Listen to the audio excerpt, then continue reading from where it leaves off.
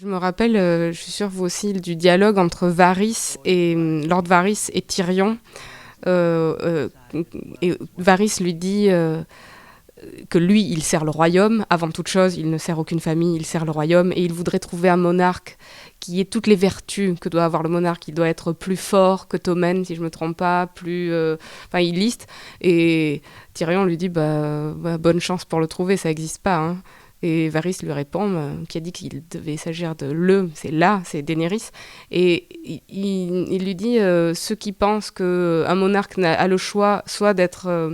ça, c'est Dario Naeris qui dit ça, il me semble, à un moment donné à Daenerys. Il lui dit, quand on est au pouvoir, soit on est un boucher, soit on est de la viande, hein. Il faut choisir son rôle. Et Varys répond dans la série, voilà, en disant, si on croit que l'alternative, c'est soit ça, soit le boucher, soit la viande, soit l'esclave, soit le despote, c'est que peut-être on est tellement habitué à l'horreur qu'on a oublié qu'il y avait une troisième voie. Et il me semble que Daenerys, elle incarne cette troisième voie. Effectivement, je le relie au monarque éclairé que Kant appelle de ses voeux, par exemple dans l'opuscule Qu'est-ce que les Lumières.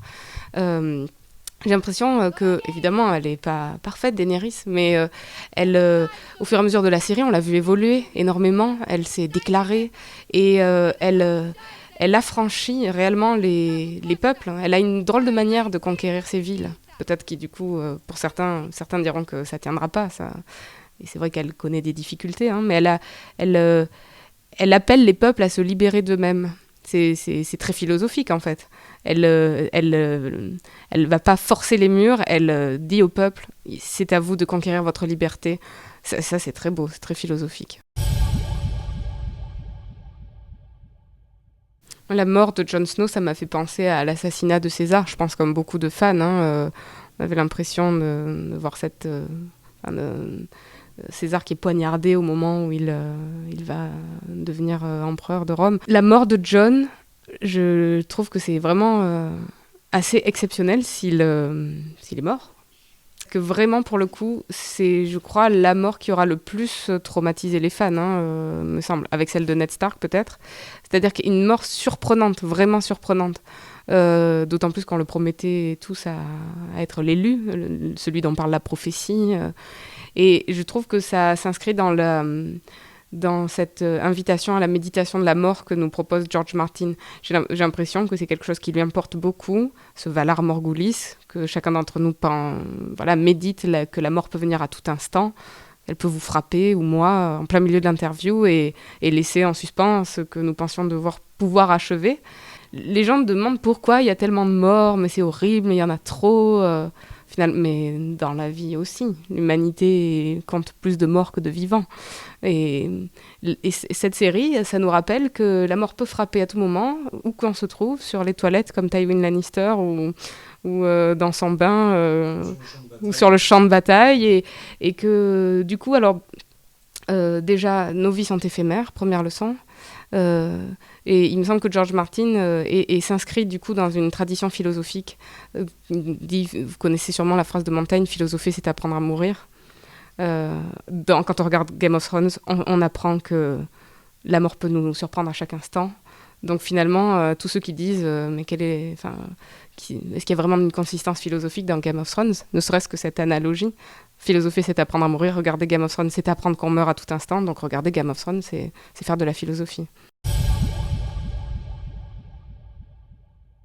La question du libre arbitre, qui par ailleurs est une question inscrite au programme de terminale du baccalauréat, la liberté, c'est une question ouverte dans la série.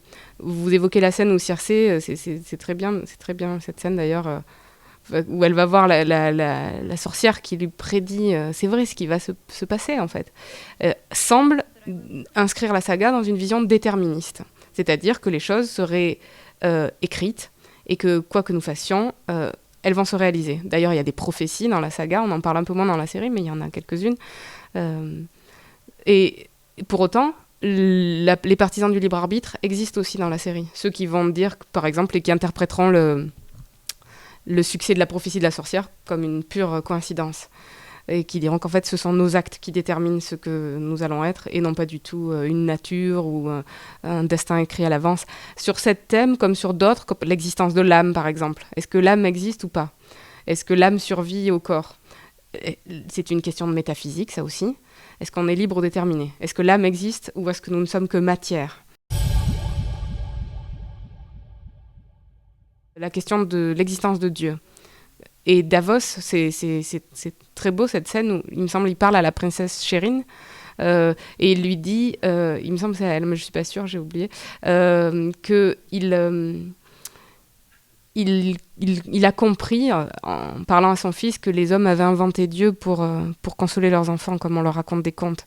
Et j'ai trouvé que là, Davos, c'était très, très bien pour expliquer à mes élèves la théorie de Freud sur l'essence de la religion, qui est une illusion consolatrice. Je ne sais pas si... Là, on a parlé de la mort tout à l'heure, on s'est dit, vous et moi, que la mort allait venir nous frapper. Est-ce que c'est quelque chose qu'on est capable d'affronter? Est-ce que c'est une pensée qu'on peut affronter sans trembler, vous et moi ou pas? La plupart des gens, dit Freud, sont terrifiés. La détresse du petit enfant perdure en vous et en moi, au-delà de nos masques et de nos poses. Et face à l'abîme, il y a cette idée, cette illusion superbe que la mort ne sera pas une fin pour nous et qu'il y a un arrière-monde. Donc ça, c'est brosser très rapidement la thèse de Freud dans l'avenir d'une illusion. Et pour moi, vraiment, c'est là que je dis que cette série vaut bien plus que ce que peuvent en penser les gens, qui vont dire que c'est un objet extrêmement commercial, une pop culture. Très bien, c'est de la culture populaire, mais n'empêche que... et c'est très, très agréable à faire quand on est avec des étudiants. Mettre en parallèle la scène de Sœur Davos et un texte de Freud, ça permet aux élèves de bien comprendre et de fixer la thèse de Freud.